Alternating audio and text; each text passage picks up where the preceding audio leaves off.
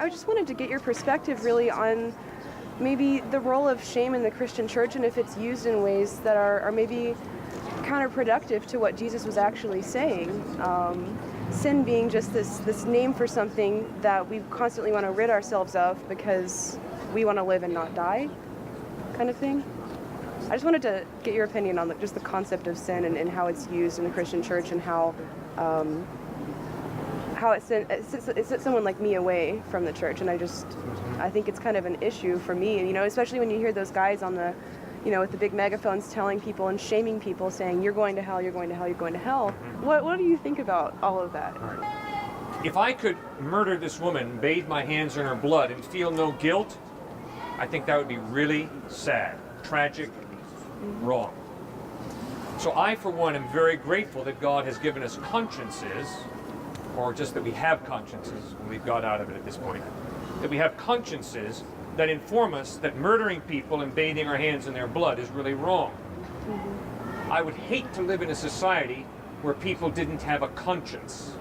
Absolutely. Get me out of that, right? That makes a lot of sense. And I think that, yeah, those things, guilt, shame, conscience, all of that has a place in life. But do you think that in some modern churches, and kind of the mainstream cultural Jesus-type churches, that it's blown out of proportion, that people maybe, you know, like, I found that the church really isn't a place that people can take their biggest and darkest problems anymore. If there was someone that showed up to church and said something along the lines of, you know, like that man, the pornography addict, who couldn't really come to his church and say, I struggle with porn, and I watch it all the time, and it's making me crazy, and I don't know how to stop.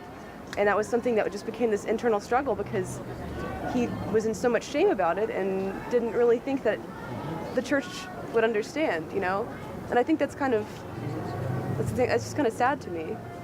Well, the reason I appreciate what you're saying is because I am a minister of a church, one of the pastors of the church in Connecticut. And one of the ways I define the church is Christ's hospital, where broken people like me come for healing. Eugene O'Neill wrote, we're all born broken. Life is about healing. The grace of God is the glue. That's what I need, because I'm born broken. I have a problem with wrongdoing. I do not follow the golden rule perfectly. At times I do follow it, and other times I don't follow it. And I am convinced that it would be wise for me to try and follow it better. And if there is a God in heaven who wants to help me, it would be very wise for me to ask for his help. Now, what Jesus Christ revealed is that there is a God who wants to help me in my brokenness, to give me grace, his love, his power, his guidance, his strength, his wisdom, to grow and to change. So the church is Christ's hospital, where broken people like me come to Christ for healing. Now, as a follower of Christ, do I experience guilt still? Absolutely yes. And I'm glad I do, because I still mishandle people, am rude to people at times, and that's wrong of me. And I experience guilt, but what do I do with that guilt? I don't rationalize it away, and I don't allow it to just pound me into the ground. Oh, you're a loser, you're a loser, you're a loser. Instead, I turn to Jesus Christ, and he promises to forgive me. And so I accept that promise, rejoice in that forgiveness, and then by his grace, with his help, seek to change and become more Christ-like. Obviously, that's going to be a lifelong process for me, because I've got plenty of bad habits that are deeply ingrained. See, I'm not like this guy. I am not a guy who just always follows the golden rule. I'm a guy who struggles with superiority feelings at times. I struggle, you know what I really struggle with? I really struggle with feeling really stung by certain people when they make certain comments to me. And the fact that I feel so deeply stung by their comments shows that there's way too much of my ego hanging around. And that far too much of my self-image is based on what other people think of me. And what Christ calls me to is to base my self-image and my worth on his love for me and the fact that he created me for a purpose, not whether people think I'm great or think I'm a loser.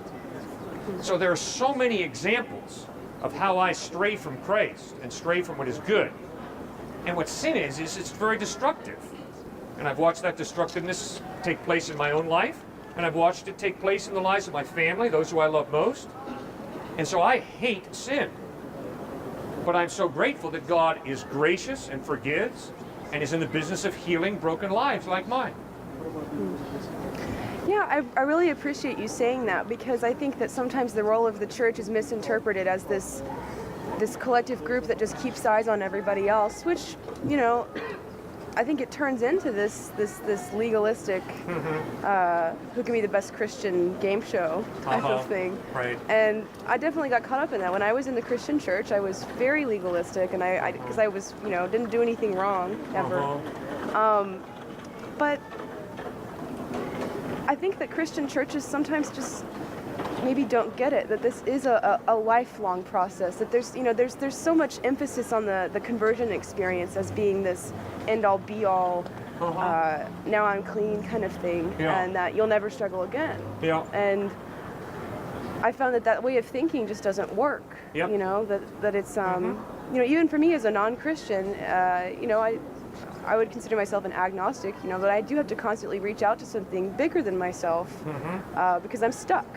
You know, you can't physically move yourself from somewhere. Like, you know, there's just these behaviors that I keep doing, you know, like procrastination for one. Yeah. I can't stop for the life of me procrastinating. And whatever you want to call that, sin, you know, being lazy, whatever, I had to reach out for that and say, I can't move myself from this position. Right.